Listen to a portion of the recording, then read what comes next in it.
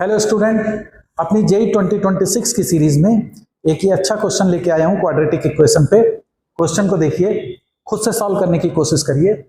देखिए क्वेश्चन में दिया गया है, एक इक्वेशन दी गई है और आपसे ए की वैल्यू पे कंडीशंस दी गई है कि वो माइनस इंफिनिटी से K1 यूनियन K2 से इंफिनिटी तक है, तो mod of K1 plus mod of K2 की वैल्यू फाइंड आउट करनी है।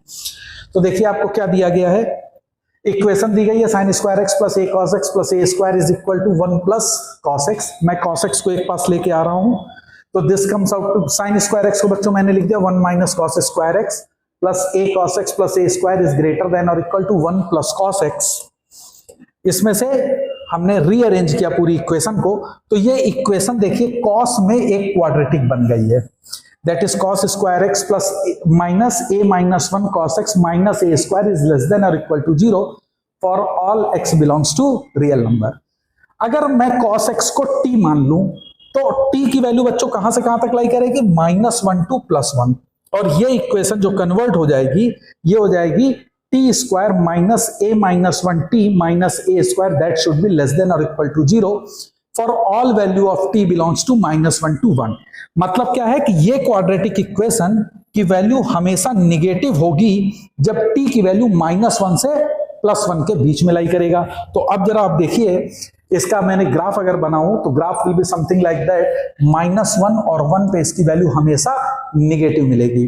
तो इसका मतलब क्या होगा कि f at -1 is negative and f at 1 is negative. तो अब हम 1 by 1 t की वैल्यू 1 और -1 पुट करेंगे, तो सपोज f ऑफ -1 बच्चों मैंने निकाला, तो f ऑफ -1 से हम इनइक्वालिटी को सॉल्व करेंगे तो a पे मेरी कंडीशन आएगी कि या तो a लेस देन 0 होगा और a ग्रेटर देन और इक्वल टू 1 होगा।